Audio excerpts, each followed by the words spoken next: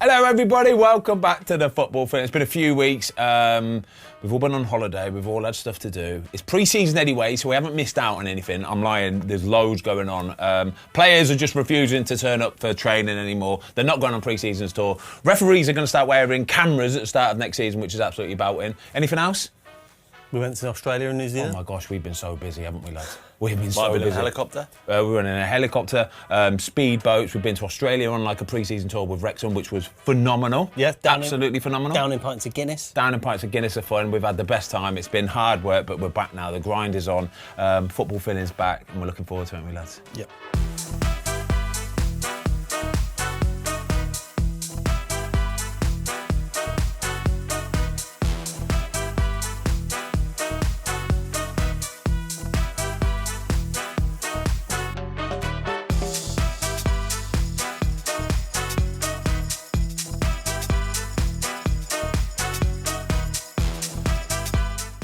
What we starting with, mate? Cameras, referees. So last year it was announced that players are going to be interviewed when they come off as a substitute. Yep. It's really interesting to hear. Oh, do you know what? I was really surprised actually that like people in the comments were like not for it. So I think it's like a nice evolution of football. I think they see it as it's getting so far away from the actual football now. They think it's just a bit of a show. It's becoming more Americanized, where there's like halftime shows, and it's just detracting away from it. People just want the simplicity and purity of their English football. Maybe I think it might be a British thing where it's like none of that nonsense. Yeah, none of that nonsense. Let's just get straight back down to it. But I agree. I love it. I think. But it's all they're class. waiting for is someone to slip up, aren't they? That's what they want. They just want someone to slip up so they've got content to put online. But they're only going to do it apparently is for the walkout and the coin toss. And do you know why they're going to do it? So this is the camera on the ear for the referee. For the referee, or is it on the chest or is it on the ear? Yeah. So the reason why they're only doing it at walkout and coin toss is because that's the time where it's a little bit more sedate, all right? There's not so many emotions flying around. It's nice and calm and everybody will be respectful, because if they did it in the game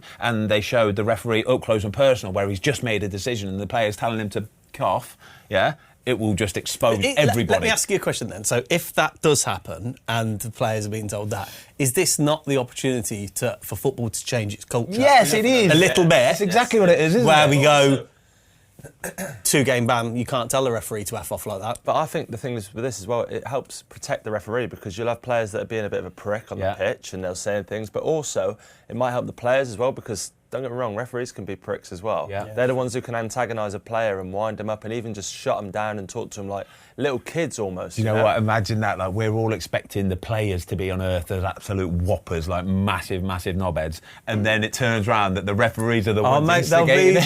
There'll be one or two. There'll be one or two. Do you know when we talk about the players coming off at half-time doing interviews now, what I'd love to see is, I think it's very difficult, but the referees, so almost like at half-time, 5 minutes with the referee, but... We won't be far away from a referee having to do it either at half-time or full-time. Post-match, guaranteed. You have to have it soon. Because of the evolution in the technology, so if you'd have said this 3 years ago, you'd have gone, no, you can't, because it's unfair on referees. They haven't seen it, and it compromises them. But now, with all the technology, I want to see them justify it. Exactly, I'm with you. I think at the end of the game, each referee that has refereed that game has to come out and he has to talk about the 3 big talking points, the 3 moments. They might not be massive or goal like causing or anything like that, but at least just explain his reasoning for why he saw that and why he chose that. I think VAR kind of covers them a little bit, because you've got to think about their families though, their lives away from football, because everyone's so emotional and you've got the fans. But I think this is the time for them to humanise it though. That's what I'm saying. I think if they've made a bad decision on the pitch or something, at least then come and put his reasoning why he, and then I think people understand that. Do you know what I mean? It's like if a club owner, if a club are struggling and the club owner comes out and goes, I can't pay wages, or I can't buy this player because I haven't got the money because of this and this. At least then people know why, don't they? Will people just accept though a referee saying, "Look, I got it wrong. I missed it. I'm sorry." I think they would. I think they would on the whole. But with the technology now, though, that's becoming less and less. Because they shouldn't. They have to say why now, because they've got the technology. Now, if they have a little 10-minute conflab after the game and then they get rolled in front of the camera, fine. And they turn around and they've spoke to PGM or whoever it is, and they go, the reason why we did this, because the letter of the law says X, Y, and Z. You might not like it, but that's the letter of the law. And like you said, they've got families, but ultimately, we all have jobs. Everybody's accountable. But then you'll have everyone in charge of VAR at Stanley Park. They'll go, well, we want to hear from them because they're the ones who didn't overturn it or they did this. Where does it end? Okay, well, we should hear from them then. Yeah, I totally agree. Yeah. All right, should we talk about some big transfers, lads, or possible big transfers anyway? Because there's quite a few floating around at the minute. Strikers, like I think every year we have a bit of a like.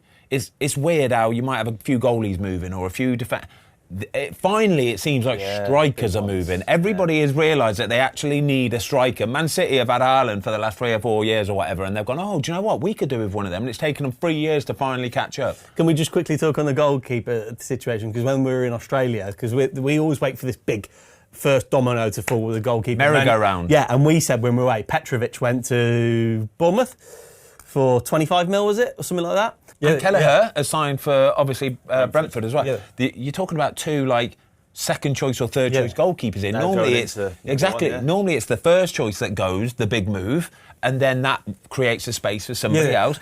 Kepa as well. Kepa going as well, and second choice. You said to me, like, when we were away, you said something along the lines of, oh, this goalkeeper will be fuming because that's his move. Yeah, gone. It's class how it all works. Like, as a goalie, you get to the end of the season, right, and there's probably, I'd say for the Premier League anyway, there's probably 5 or 6 goalkeepers with eyes on, oh, they might need a goalkeeper. He didn't do fantastic last season, or he's getting a move, so that frees up a space for me. I could possibly go there. But that spot applies to maybe 5 or 6 or 7 goalkeepers maybe that could go and fill that spot. So they're all sort of looking at thinking, I want that spot. And then somebody else gets that move into it and you think, damn, that's one of those moves gone. I should have had that move. That's one of them gone. Then you start looking at the next options. And if a player gets linked with this and linked with that, and then that might possibly... We've had Richard Lee on the podcast, haven't we? Like, famous goalkeeper agent, right? And he is literally doing this all day long, every day. Yeah. He is planning and plotting, looking at all these teams, going, there could be a space there, though, because if he goes to there, that frees up that space there. And I think this player is perfect for that little spot there. It was Aaron Ramsdale that at the time we went, ooh, like Bournemouth, he's been there, and we thought that could be It was really interesting to see what was going to happen. I think Man City signing James Trafford is the reason why Aaron Ramsdale then goes to Newcastle, because I think Newcastle were in for James Trafford at the same time as Man City. As soon as Man City make their mind up and take James Trafford, which I think is probably a no-brainer for them because they had the sell-on percentage, so it ended up costing them sort of like, I don't know, 20 mil or something. It feels like they're buying him to then sell him again next year, really. And they'll have all sorts of clauses in. I just think it's a no-brainer. He's an English goalkeeper. So who starts at Newcastle, Nick Pope or Aaron Ramsdale? Oh, this is going to be so... I really don't know. The thing is as well, it's a World Cup year as well. You've got 2 English honestly, the thing is, right, I love both of them. I absolutely love both of the goalkeepers, and for different reasons as well, right? If I'm talking about a pure goalkeeper to stop the ball going in the back of the net, Nick Pope is one of the best you'll find, right? For stopping goals at the source as well, balls into the box, he'll come out and clear everything. If you're talking about an all-round goalkeeper, proper rounded, can do a bit of everything, Aaron Ramsdale's your guy. So it depends what Eddie Howe wants, whether he wants to go, right, I'm changing from this model of just having a goalie who can just stop the ball going in the back of the net, and I want to become this team who can play out from the back, and we're a bit more we can do everything. Then he puts Aaron Ramsdale in goal. But it's a big decision. Look at the England GKs, like you said, Toes. It's World Cup year, and potentially you're going to have James Trafford, who's been involved in squads, on the bench. You're potentially going to have Nick Pope or Aaron Ramsdale on the bench. So if you're Jordan Henderson or...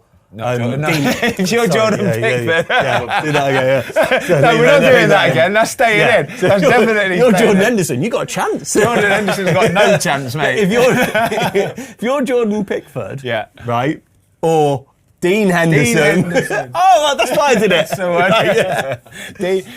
mate, it's like a rich time for goalkeepers. It's good. It's like, I want to see it. But again, though, if Aaron Ramsdale starts for Newcastle, Nick Pope ain't going to want to sit on the bench. He doesn't. He's a goalkeeper. He's a good-to-go goalkeeper. And there'll be other teams looking, going, well, if Nick Pope wants to come on loan, we'll take him out on loan. I promise you we will. It's a good age as well, isn't he? He's a really good age. He's good to go. He's a good-to-go first-team goalkeeper.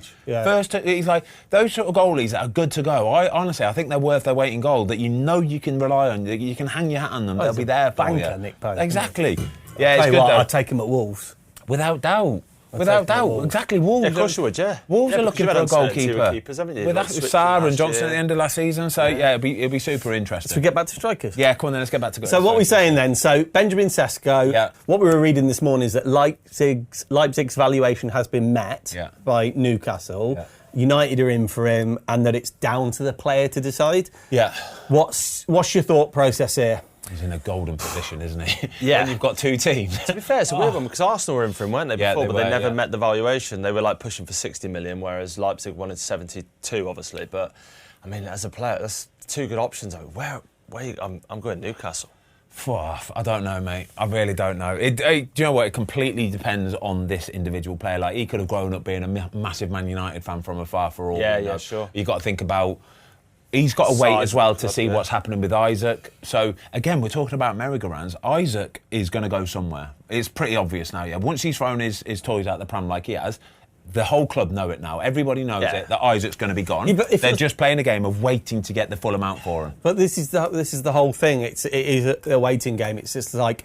If United and Newcastle don't get Sesko, it's rumoured that they're both in for Watkins, but Watkins isn't going to go unless Villa replace him. So it's been a really good window, hasn't it? Sesko, right? If he Champions League football, Newcastle. If he goes into Newcastle, again, Champions League, absolutely, that's a massive draw, right?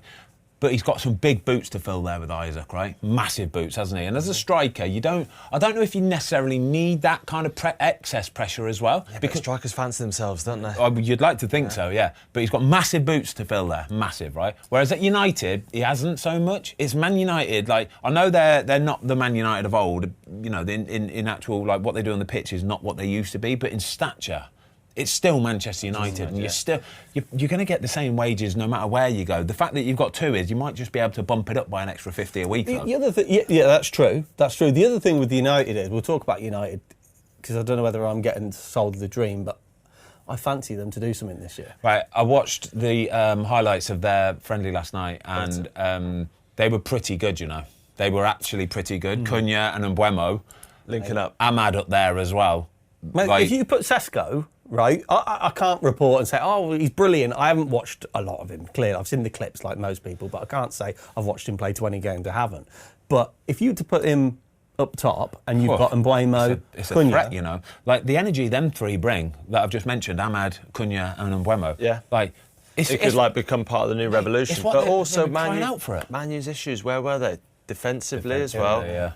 Central defence, midfield. Sorry. Talking about goalkeepers a minute ago, we didn't touch on Manchester United crying out for a goalkeeper. Absolutely crying out for a goalkeeper. Would they take a Nick Pope?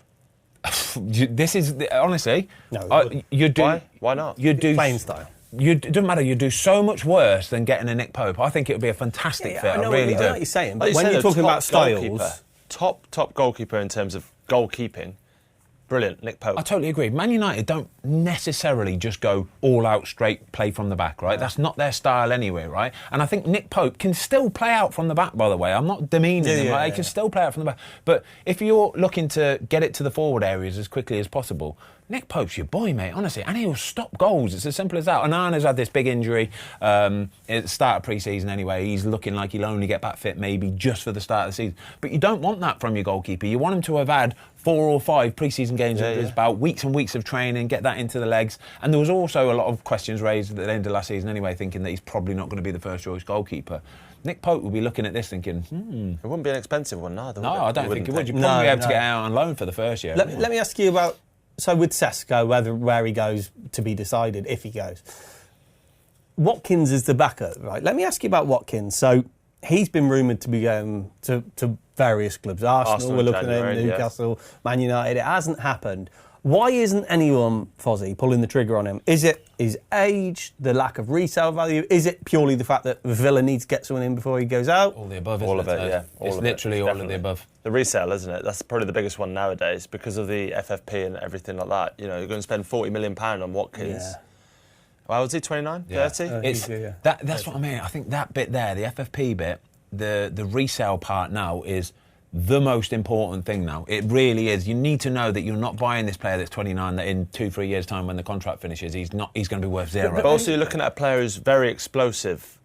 Pace has like been a big part of his game, and people start looking at it like 29 years old. When will he start to lose his pace? People just start asking them questions already. That'll be a natural thing to happen. I think he's pigeonholed as this Villa striker, a fantastic Villa striker, and I think that's about the ceiling. I think that's unfair, because I know what you're saying about the very good ceiling. Explosiveness, ridiculously high but ceiling. It's unpredictable, isn't it? Because you look at Son, right, and explosive, quick player. You look at Salah, and I'm not saying it would be really disrespectful to say that Son's legs have gone, but look at where he is now versus where Salah is. That becomes really hard to predict, doesn't it? It's lost a little bit. Yeah. Son. Massively. Son's legs went end of last season. Like he'll say it. Honestly, they went. They did. He's been an incredible player for Tottenham, but I've got Luke here nodding away like you wouldn't believe. His legs went spectacularly last season. Like he had a lot of injuries. Quicker than he had a lot of injuries, obviously, last season, and it was.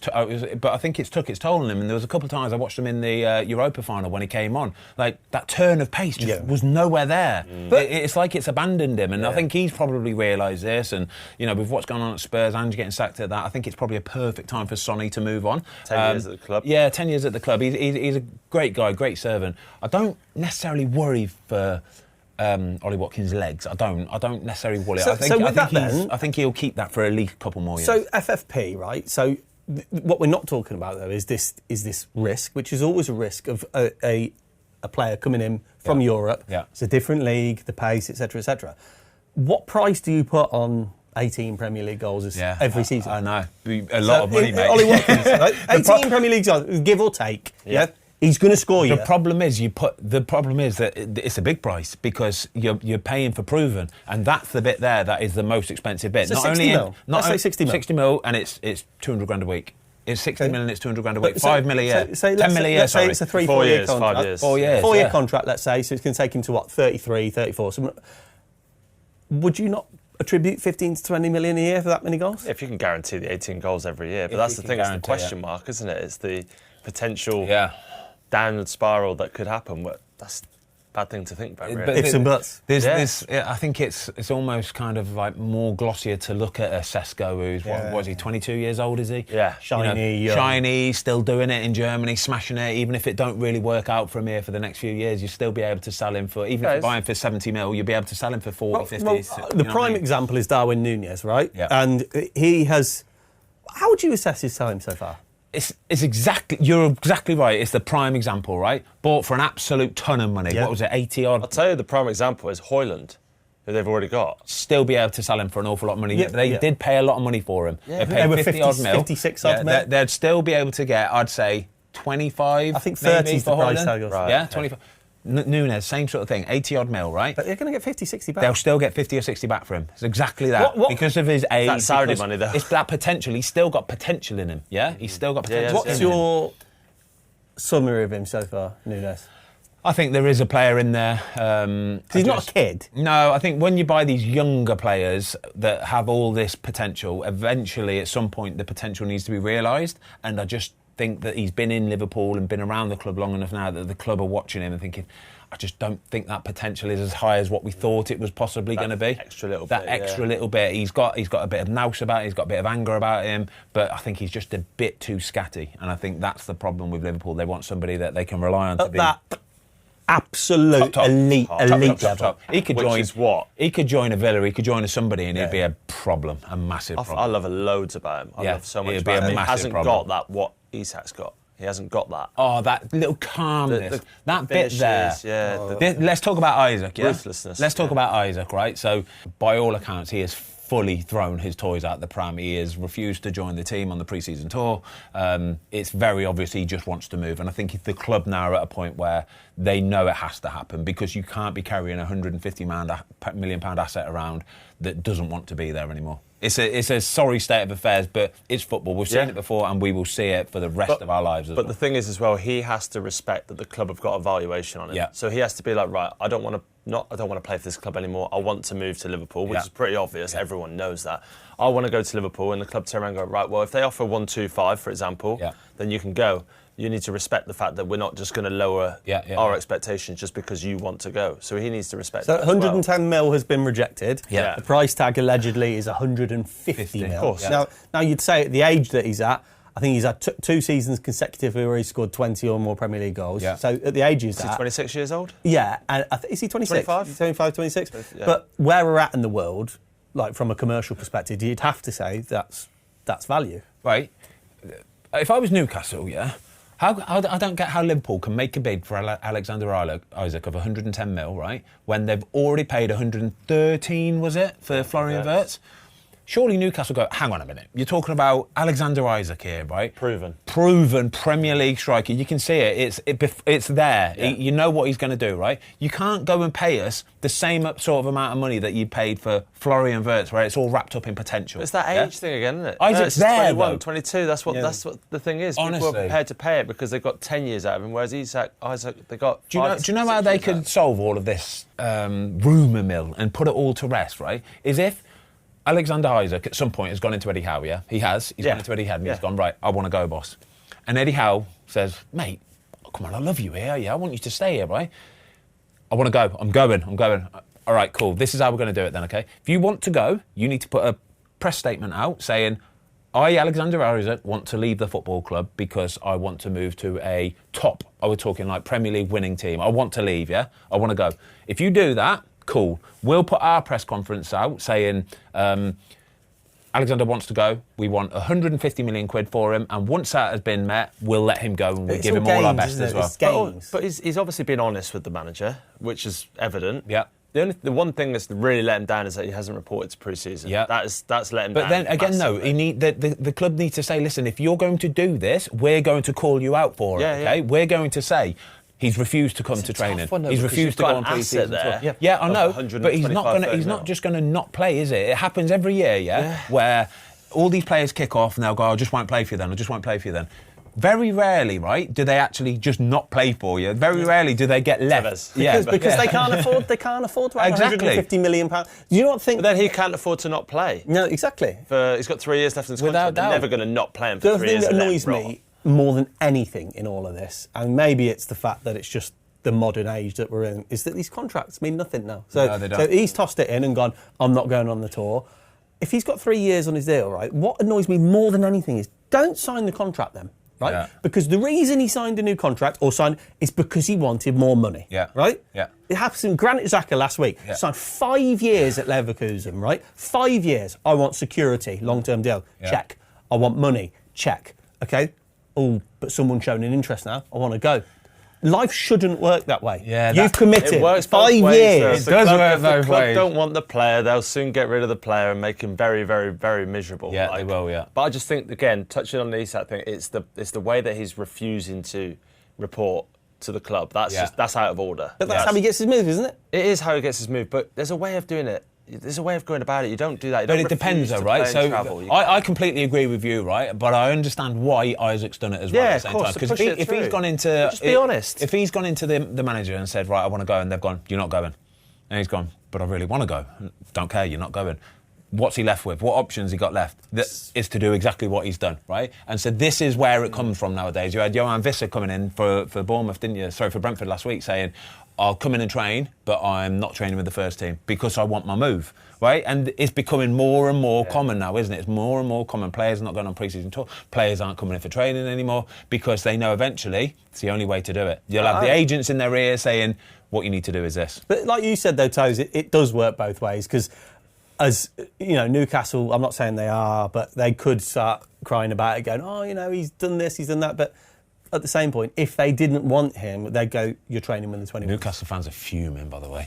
Mate, also, have you seen that tifo? They have every right to be. If ever there's a football team not to do this to is Newcastle, by the way. They are, like, everything is for that football club. They live. Like, the whole of Newcastle lives for that football club on a Saturday afternoon. Yeah. That is what they wake up for. They go to work for, is to pay for the football on the Saturday. But also, they're not having a great window, are they? I mean, no, they're not. No. Elanga, and you think, right, what a front three that is. Elanga, Gordon, Isak, with Joel Linton behind them. And you're thinking, hang on a sec, we've really improved because Murphy's obviously done great. Sorry. But the Elanga pushing him and having him as number one and number two, that's a good competition. And then now they're going to lose Isak. They're going to play Gordon up top. They're going to sign Sesko. But they lose Trafford to Man City. Like, they've not signed a centre half like they probably need to. This is all it like. So with regards to the Sesko deal, Newcastle obviously would have made this bid for Sesko, knowing that Isak's going to go. He's going to go, right? So when they're making the bid for him, they'll have obviously had some contact with the player as well, and it would have been along the lines of, right, Benjamin, like, Isak's going, okay? So you're guaranteed that starting spot, all right? That's yours, okay? Once he's gone, once we agree that you're going to sign for us, we can sanction the sale for Isak, and then boom, like-for-like replacement, boom, thank you very much. And also they lost Ekitike, didn't they, to Liverpool? And now Liverpool not only stole the player that they were trying to sign, they're trying to steal their number one Liverpool, by the way, striker. this could be one of the best transfer windows in the history of football. Genuinely could be. Like, fair play to them. It's ridiculous. Like, if they do manage to get Isak over the line as well, you've got to hold your hands up and go, you know what? Fair dues, Liverpool. Fair dues. There's a lot of people asking about FFP and how are they able to afford all this kind of stuff. They've just won the Premier League. They've just been getting bonuses left, right and centre. They signed a new kit deal. All of this stuff. Liverpool aren't stupid enough to go and break rules of FFP. No. They're not. They know exactly what they've got. They know exactly what they're doing. And if they can get it over the line, oh my gosh. Well, you look at Frimpong, Wirtz, Gyokers. I mean, Gyokers is a hell of a side. I mean, your two left backs, Gyokers and Robinson. Unbelievable, mate. Ekitike. Do you know something interesting about Ekitike? Wears the number 22 shirt, right? If you get his shirt and twist it that way, it still reads Ekitike 22. And what's that? Great. What's that called again? Yeah. Not a conundrum, a palindrome. Palindrome. Got it. I thought of it, didn't I? I didn't. Jamie's just got it on there. Jay's put on air, typed in whilst we're talking about they've lost Newcastle, they've lost Wilson too. Now, how do you view that? Because obviously, when it was announced, I went on to West Ham yesterday and looked. I was surprised at the comments. Like, we were not happy. West Ham fans were, and I was like, someone put, "Oh, he's a donkey." I was like, this is an England international. Is that frustration more the fact that I can't believe that? That's really surprising. I think a few injuries? It will be 100% that. It will be the injury records and worrying about him not being there for most of the season. West Ham haven't had a very good window. No, they haven't. No, but they're crying out for players. Like obviously, last season was a letdown for them, really, for the fans. Lost Kudus. If they can, lost Kudus. Obviously, if he can stay fit, Callum Wilson, and kind of rediscover this form from a couple of years back when he was in the England squad, mate, they've got themselves an absolute bargain, a steal, mate, because he's a player, seriously. He's got pace, and as soon as you've got pace, it's a one thing you know yourself. He's got pace and power, like Antonio, which is what they missed the second half of last season. It's the worst thing, isn't it? You don't want pace and power running at you, you really don't. So I wish him all the best, I really do. I want to see him back playing, I want to see him back scoring as well. Stay fit, Yeah. What about Arsenal then, lads? So, number 9, need a number 9. They've gone, break the bank, signed Gyokers. Yeah. How many goals is he going to score next season? I think he'll do wonders for Arsenal. Do you? Yeah, I think it's exactly what they need. I like him a lot. 18. 20. He's getting 20 next season. 22. He's getting 20 next season. It's been an unreal transfer window for Arsenal, by the way. Like, nothing like blowing anything out the water. Yeah, not a Liverpool transfer window, but unreal still. Absolutely unreal. They've just solidified the squad, haven't they? Massively and if solidified. they get Eze, which is reported so what they've needed to do, Arsenal, right, they've always had the best, not the best, but 11, 12, 13 players. They've had an unreal 11, 12, 13 squad, haven't they, yeah? Once they start getting past that, they get 2 or 3 injuries, then it starts looking a little bit bare bones. You're talking about young lads, 17, and they've got some fantastic 17, 18, 15. What about Max Doman? Wow. They've got some unreal players, by the way. I saw his highlight reel the other day. Phenomenal, just bothered. Absolutely fearless. Phenomenal. What a player. But once they start going down to that, and we're talking about Premier League here, yeah? You're talking about big, strong, grown men. You need a bit of experience behind you as well. What they've done is they've filled that bench now as well. So at any point in any game, they can look to the bench and they can bring an almost like-for-like player on that can perform at that Premier League level. Zubimendi. Massive. Norgard, Mascara, Madueke. Even Kepa on the bench. You're talking about real proven Premier League experience. Now Gyokers. I think Gyokers is probably the biggest signing for them. The biggest signing. They've been crying out for years. Everybody knows this as well. They've been crying out for that big guy, that main guy, that focal point. And it's probably going to change the way Arsenal play a little bit. I wouldn't say massively. He's got pace and power as well to go in. But it will change the way they play a little bit. But I think that will benefit them as well. It's good though. I like it. I really do. It's going to be a good Premier League season. Havertz has come back looking $1 million. Looks like he's been in the gym. Yeah. But it's all about what happened last season with Arsenal. They had a lot of silly red cards early doors. They had a lot of injuries last season. They can stay away from those silly little things, and it's going to be a proper Premier League season this year. It could be, couldn't it? It could be an absolute belter. What do you make of Chelsea's? I look at Chelsea. Me and Luke were looking this morning at their ins and outs, and they've got Gittins, Hato, Dilat, Pedro, plus a few more. Yeah. They've just signed a young lad again today, haven't they? Or yesterday? Is that not Hato? Ajax defender for 30-odd mil or something like that. 19 years old. How do they keep doing it? 19 years old, already played 100 league games already at 19 years old. Like, what on earth?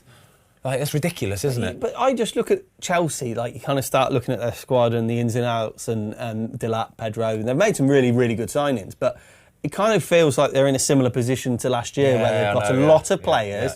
Is he going to know, like, if you were to put a gun to his head and go, any idea of the starting 11? would he really? He's got a couple. He said he did a press conference last year, didn't he, saying, we've got a squad now where I have got 2 or 3 players for every position. And if you look across it, He's got 2 or 3 players. It was probably easier last year when they were playing the Conference League, though, because they could have a second squad and they could let them travel and they knew that.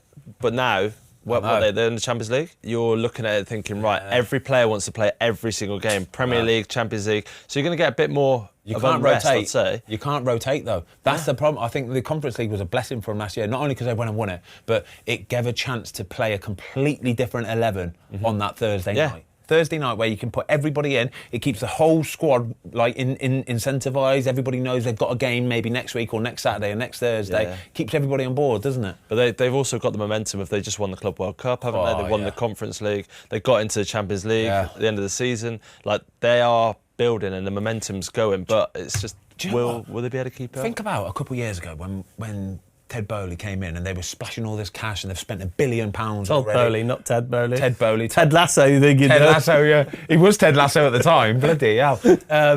It was proper, like, everybody was ridiculing Chelsea, weren't they, right? They were. It was like, you ain't got a clue what you're doing. You think you can just come over to English sport and just do what you want like you do in America. It don't work like that over here. In fairness to him, right, it seems like he's onto something. I mean that as well, because they're obviously winning the conference last year, winning the Club World Cup, the 120-odd million quid that comes with it as well. The squad that they've built now, everybody at the time was saying, you need experience. But they've got this young squad of what seem like absolute ballers. Yes. And it's going to be really interesting to see how they do this season, you know, because I'm not sure still. And a lot of people are saying, but they'll be top 4 easy this year. They'll be top. And I'm not sure. I think they will be top 4. I think they've got to be better, haven't they? Possibly. Manager's second season as well. But not only that, they've signed this kid, Dasugo, from Sporting as well, who's meant to be absolutely incredible, because Almiron was trying to sign him because he had him at Sporting before. But Chelsea have just gone, nope, you know what? Another young prospect, another wonder kid. We'll have him as well. We'll 17, 18, 19-year-olds, like you wouldn't, but they've literally gone and amassed the world's best 17 and 18 and 19. Yeah. But then that Esteval player, do you see him? Like playing in the Club World Cup, that one from Fluminense, I think he was. Oh my God, honestly, they've got. They went and signed someone from the Club World Cup as well, didn't they? Who they were playing against. That was that guy. That was that Esteval guy. He just got man of the match every game. Yeah, literally man of the match every game. He was unreal. What a player! Like a massive. They're playing Football Manager. Like it's just set their age filter to 19 max, and then just sign all the best ones. Some of the best scouts in the world. So yeah, I do. I think it'll be interesting for Chelsea this year. I don't think they're going to be there or thereabouts winning it, but I don't know. It's just I don't know. I think last season sort of like. It scared me a bit of Chelsea because they started so well and then just completely fell off a cliff. Yeah. So it'd be then they regained it, didn't they? They regained it. Yeah, they did regain it. Like I said, they've had the momentum of the Conference League and the Club World Cup. Yeah. Listen, we could have done a 4-hour show today. We could have done 4 shows this week. So apologies if we've not covered everyone off. One team I want to talk about who I find curious this season is Brentford. So they've lost the manager, goalkeeper, captain, top goal scorer. Possibly the second top goal scorer if Vissa goes as well, right? So that's huge losses. Jordan Henderson's come in. I think that's a decent signing. Yeah. And then the new manager isn't Thomas Frank's assistant. Keith Andrews was the set-piece coach. Yeah. Is this quite unusual, Foz? Very unusual. I was actually at West Brom with Keith Andrews. Yeah. So he came and joined for a year and... a great lad, lovely lad, really good lad, very professional, very hard-working, very professional. And do you know, I totally agree with what you're saying, right? But I think a lot of managers have to have a bit of an aura about themselves or a bit of like a leader of men, if that makes sense. They have to command respect. And that Keith Andrews does that. He genuinely does that, right? When he speaks, he opens his mouth, people watch and listen, and they respect him and they respect his opinion. And obviously, it's a massive step, a huge step up, one of the best you could have. It'll either be a stroke of genius or what the hell are they doing? Because, like you say, they've lost all them players. Not the captain as well, like he's gone. Yeah. They've signed players that are not really known, not Premier League proven. But then is that also part of the Brentford model that they've done that in the past and just signed players and? Well, the thing is, the difference is you say about the model, like with Brighton when Herzler came in, there was a couple of eyebrows raised, but I think people kind of go, listen, Brighton know what they're doing here. There weren't wholesale changes. No, but they know what they're doing, and Brentford are always thrown in with Brighton, right? Yeah. The difference is they've not had the carousel of manager change. You know, Thomas Frank's been in for 7 years. So when you change that manager, that head of the club, and the manager's not managed before. So that's where I'm curious, because if this was Brighton, I'd go, no, fine, continuation. But because they haven't had that managerial change, this is where I look at it now and go, could they struggle? Right, so we did... I worry that they will. We did the Premier League relegation odds, didn't we, a few weeks ago on the show, and... it'll be interesting to see if any of that has changed, because Brentford surely have to be right up there with the newly promoted teams, right? I said it last season. I got fucking slaughtered for it, saying that I think they might struggle. But this year, I think they might struggle. Brentford are still better odds than Wolves. What? For what? Wolves are below. Wolves are 7-2, fourth favourite to get relegated, and then it's Brentford. Because we've sold all our best players. Yeah, probably that as well. The three to go down are obviously all the promoted teams. Leeds the best chance of all of them at 5-4, and then it goes Wolves, then it goes Brentford, then it goes West Ham, Everton as well. Everton will be sneaky ones in there as well, because they haven't really signed anybody. Mate, look at. So we've anybody. got a few on the list here of teams that could potentially struggle. Right, I've got the three teams coming up: Leeds, Burnley, Sunderland, Wolves, Everton, Brentford, West Ham. Question mark. You've got Forest down there. You've got a sneaky nuts Forest down there as well. I just have a little gut feeling. Why is it you think that they overachieved last season? I do, yeah. And now losing Elanga as well, it kind of affects the way that they would play. Listen, having done what we do for a long time, and we get elite level coaches in all the time, players, and people always say about this momentum thing that it cannot be underestimated. Yeah. The power of momentum, and I don't know. I just think they did overachieve. European football as well. Thursday night. After Nuno got European football at Wolves, what was the season after like? Was it a struggle? I can't remember. I can't remember. It was 7th, You're and then Wolves fan. Come on, you must know. I can't remember. But that's got to be the worry now. Like, it's the intensity. They've missed out on the last day of the season. You had all the owner stuff, like 2 games before. You need 2 squads for Europe. You know? A little bit of negativity starting to creep in, but like you say, Gibbs White, that might have turned the tide a little bit. Yeah. Did you see the interview with the owner? Gibbs White looks like someone had a gun in the middle of his back. What about the promoted teams, Fozzie? So Sunderland, Leeds, Burnley come up, and what we were looking at earlier, me and Toes were looking at earlier, is that these teams that are coming up, you kind of think they need Premier League experience. Yeah. They need, so Kyle Walker, Burnley, Sean Longstaff, Leeds. Granit Xhaka, Sunderland, but they seem to be anomalies. Like, there's not a lot of Premier League experience going into these teams. Is that because it's simply so expensive to buy these players? Simple as that, really. You need to get lucky with the few gems that you do buy from Europe, from the French League and the Spanish League. You need to get lucky with them and hope they're good to go, they can hit the ground running and they can improve the squad. But you're talking about playing against teams that have got Premier League experience because they're Premier League teams. It's as simple as that, and it's so hard to compete. The money involved now, it's so hard to compete. Like, you can buy a proven Premier League player that probably played 200 games in his career, but it's going to cost you, depends on the age, it's 20 mil. It's 20 mil before you even get going. I think Xhaka's a really good signing. Well, I really like Fantastic Xhaka. signing. Like, he's going to be someone who's going to orchestrate, he's going to lead. Signing. He's won a league with Leverkusen, he's gone away and now he's come back, and it's almost like people are going to start looking up to him even more so. Yeah. I just think it's a really, really good signing. Probably a little bit ahead of the Longstaff signing. I think Longstaff's a really good signing. I just say it's just a little bit of a better signing, just because of the experience. And I mean, Longstaff is a really good player, but I mean, I just see the Xhaka one as a brilliant one. And like you said there about signing unproven European players. Remember when Leeds signed Rafinha? Yeah. And then what he's gone on to do. Like there are gems out there. But they have to. That's where they have to shop. We were looking through the ins and outs earlier, and there's so many that have come France, Belgium, Netherlands and Italy, and they have to shop there because that's where the value is, isn't it? Yeah, it's the only way they can do it. Who was it that did it a few years back? It was probably 4 or 5 years ago. Was it Sunderland? Was it Newcastle? When they got promoted and they spent bloody... Forest went and signed 15, 20 players. And 24 players or something. Only just about straight through, didn't they? Completely changed their squad. To be fair, so many of them have turned out decent, haven't they? But also they had to do it, didn't they? Because it was either sink or swim. They either had to go for it or they were never going to stay up with the team that they... I say never. The likelihood was much less, wasn't it?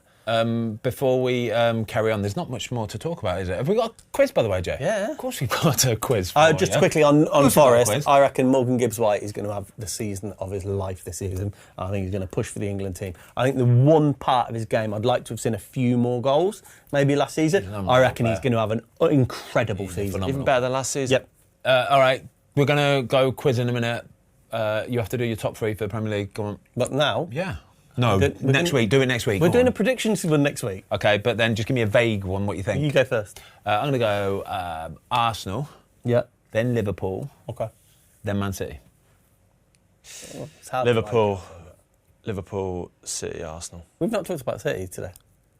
It's because they're boring. They got their deal done early doors. They're all. Well, they're actually, good to go. we should mention it. Pep's the first manager to have ever spent £2 billion. Oh, is he? Yeah. Oh my gosh. Whether that's pound or euros, but yeah. Well done, Pep. Proud of you, mate.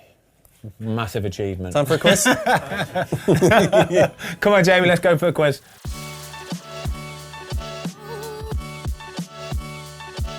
Hello everyone, welcome back to the pre-season football filling quiz. When the season starts, we've got some big changes happening. We're going to have yellow and red cards, we're going to have chips, we're going to have a new tiebreaker question, so something to look forward to. We need a bit of order. Listen to this, quickly. When we went to Australia and New Zealand, right, we were walking through the airports, we were walking through it, and in fairness, a lot of people watched the podcast, a lot of people watched the football. There's a lot of love, wasn't there? A lot of love, yeah, it was ridiculous. So many people said how bad the quizmaster was. A lot of people would notice Jamie and say, "It's Jamie, it's Quizmaster Jamie," and they would then look at me straight away and say, "You need to lay off Jamie a little bit. Yeah. All right, you need to lay off Jamie. His quizzes are good. It's you that's got the problem." I was like, "Is it? Is it honestly me that's got the problem?" Yeah, see, the fans have got my back. You know what I mean? So they see a lot of love for Jamie. you guys are haters. So this is going to be. I'm going to turn over a new leaf, right? Yeah. No more dogs abuse. Yeah. Bottom, I can't promise or guarantee anything. If he shouts, he might have to get in a red card. You're going to practice. Yeah, I'm going to practice today, all right? If you're dialing down the abuse, I might have to dial up the abuse. Yeah, you're going to get red cards then. Hey, I've never given you abuse, have I? No, you haven't, Toes. I don't think you'll be getting many yellow cards next season. Come on. Right, go on then, Joe, let's go. Before we start, FPL code on screen. Do you want to let them know? FPL code is on screen now. If you sign into your FPL account and start your team up, it will automatically put you in the league anyway, so don't need to do anything. But if you're not in the league, the code's on screen now. Put that in and join our Cycling GK League. There we go. Let's go. go. Question 1. Which club has Ashley Young just signed for? Ipswich. Ipswich damn it! Town is the correct answer, Tom. My brain was so slow then. Was that because you had a couple of beers yesterday, Toes? Oasis, were You we? can pull away. Question 2. Where did Jordan Henderson start his career at? Sunderland. Sunderland. Toes. Wait there. Toes. It was Toes. It was Toes. It was Toes. Clear. Just ahead of you. Career path question. Question 3. I have played for Chelsea, Hull City loan, Torino loan, Torino, Fulham loan, Nottingham Forest. I have played for Chelsea, Hull City loan, Torino loan, Torino, Fulham loan, Nottingham Forest.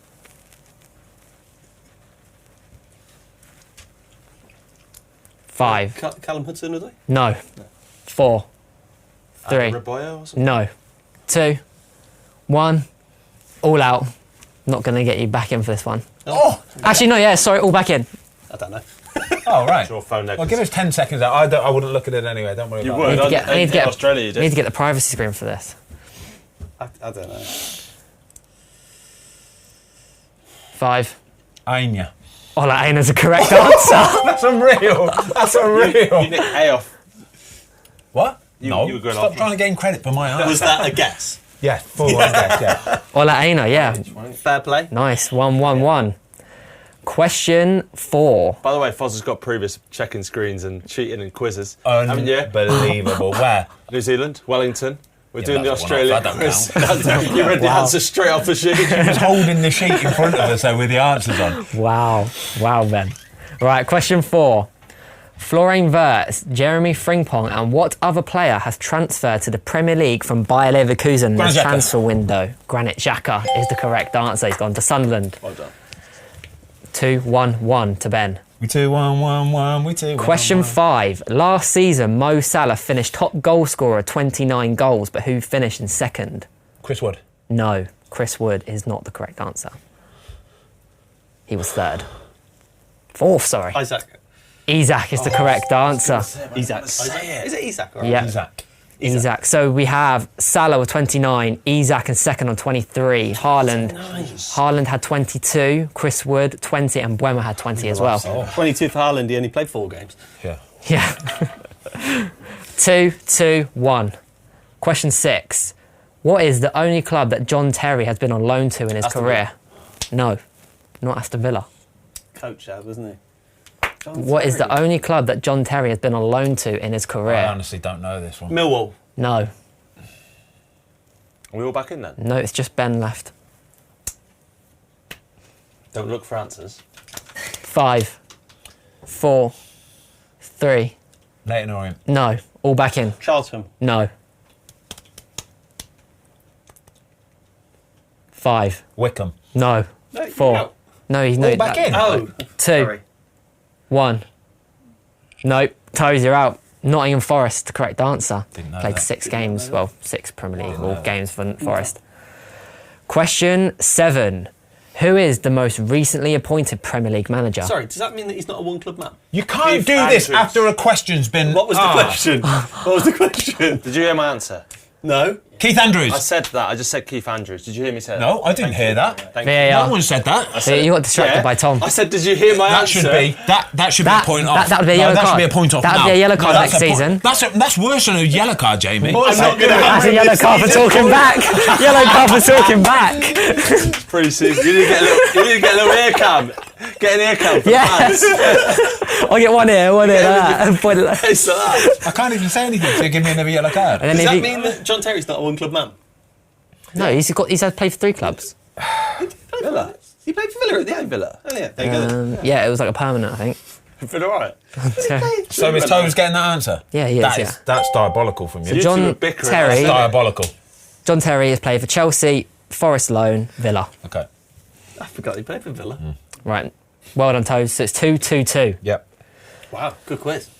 Question 8. What was the name of Sunderland Stadium before it was known Roker as a Park. stadium as of light? Roker Park? No, it wasn't. I'll set 2 answers for this. Oh, New Roker Park is the correct answer. Yeah. Well done, Tom. What? It was called Roker Park. He said it's New Roker Park. Ben, Ben.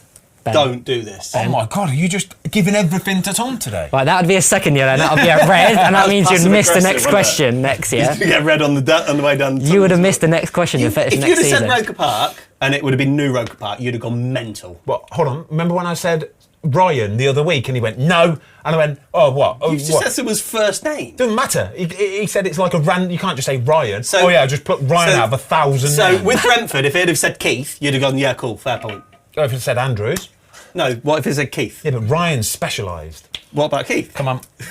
Name me 3 Keiths. Ryan's Name specialised. me 3 in Keith. Birkinshaw. 1. Della. Darts player. Third. Bryson. Curl. Snooker player for Lillington Third. Jiggy! Do you know what? I came up the other day. We were on holiday and Claire said to me, what's Jiggy's first name? And I went, no idea. Keith. Wow. Cheers, that's too right. Legend of Lillington Club, Jiggy. So, My old man's name was Keith. Was it? Oh, go on. There you go, Super Keith. You want to say what I said? Move on. so the people back at home could have New Roker Park, we could have Wareside Stadium. They were the names before. Wearside. Wareside. Question 9.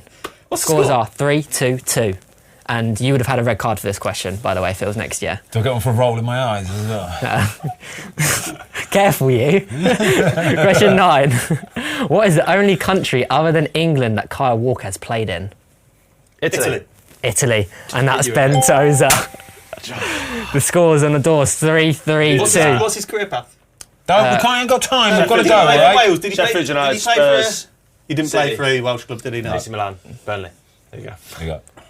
Carl Walker. Northampton. I'm joking. Go on. Okay. I'm just trying to catch it if he was Swansea or something like that, but he doesn't. No. Question 10. What was the first English club Viktor Gyokers was signed to? Brighton. It's taking it to a 3-3-3 tiebreaker. Is that a three-way tiebreaker? Wow. If this is the nearest two, I'm going to kick off. So next season we've got a new tiebreaker question. So should we sort of practice it for today? It's a bit of a risky one because it's normally like a two-way tiebreaker question, but it's going to do a three-way tiebreaker question. As long as it's not a guess the nearest. So if I was to go off on one now, though, for some random reason, give you dog's abuse, would I get a red card for the tiebreaker? Oh, for next week? You'd be out. You'd be out of the tiebreaker, yeah. So you've got to be careful. So the tiebreaker is it works well for 2 people, but it can work for 3 people. It makes it harder for 3 people. I'll do a countdown and go 3, 2, 1, and you all say a Premier League team. When you all say a Premier League team, you then got to name a player who's played for each of these Premier League teams. So, for example, if it's me and Tom, and I go Manchester City, and he goes Manchester United, Carlos Tevez will go to my head. Oh, I like that. Yeah? Oh, I like that. That makes sense? That's class. You've got to say a player that's played for all three. For all 3, yeah. So normally it'll be a 2-way tiebreaker. Yeah. If it's 3, well, we can look it up. That's a brilliant tiebreaker, to be fair. What if I haven't played for all 3? Who? Sorry? So what's the initial question, sorry? So it'll be like, so I'll do a countdown, 3, 2, 1, and then you'll say a Premier League team, and then you've got to think of a player who's played for the teams that these. Are you saying the teams? No, I'm not saying it. It's you guys. You said a team. So we say a team each. I'm just saying that we could say one that hasn't been done, so he might have to at some point come up with the 3 teams and say, give me a player that's played for Oh, no, yeah, but we just do it again. No, Who came up with the question? It was Foldsy. The boy Foldsy. Well done, Foldsy. Well, we haven't done it yet. This could be awful. It's better with a 2, but it's a 3-way tiebreaker. Go on then. Are we talking Premier League teams here? Yeah, Premier League teams, yeah. Okay, cool. Okay, so 3, Already thinking. 2, 1. Sunderland. Man United. Michael Bridges. No. He hasn't played for Man United. Man United, Sunderland and Leeds? Yeah. Michael Bridges? No. No, you didn't say it. Wait, Sunderland, what was it? Sunderland? Man United, Leeds.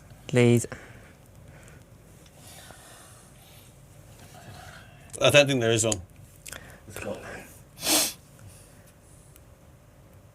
There is.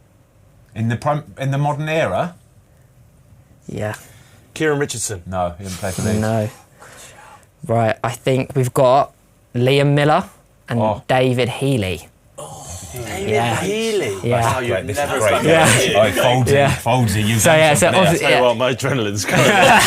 Why don't we knock one of us out and 2 call it, but we can all go in on it to make it easier. Yeah, let's do that then. Do that then. So Toes and Ben, you say the teams, and then we're all in, yeah? Yeah. Okay, cool. 3, 2, 1. Everton. Who? Michael Keane. Yes! Got it! Yes! Well done, Ben. Good win. Foldsy, great tiebreaker. I disadvantaged myself because I didn't hear. You went at exactly the same time. What? Who would be the other one? Tarkowski? Yeah, Tarkowski. Yeah. What was it, Man United and... No, Everton and Burnley. That's Carl Walker. That's Carl Walker played. That's Carl Walker played for Everton. Oh, yeah. You're right. No, I don't think he's played for Everton, is he, Carl Walker? I didn't hear any of that. Next time we're going to have to do one rather than at the same time. Yeah, tried it with a 3, but there was players with a 3. It's a great concept though. Yeah, so that is the tiebreaker question from now on. Pre-season friendlies mean nothing. We could just do a whole quiz of that. Yeah, it's so good, isn't it? Love it. So yeah, there we go. That's the new tiebreaker for next season. So look out for well done, mate. The quiz. Phenomenal today, you were. There we go. You got a red card today. Be nice to him. I'm proud of him. Turning over a new leaf. Trying to rescind your yellow card. It's all right. Red card. You got a red card. You got a red card. Got a red card. You got a red card. Yeah. Right, we've got to go. I've got to go. I love you all. Well done. I love you all. See, I even got it into the right camera, Jay. Yeah. Well done, mate. See you next week. New year.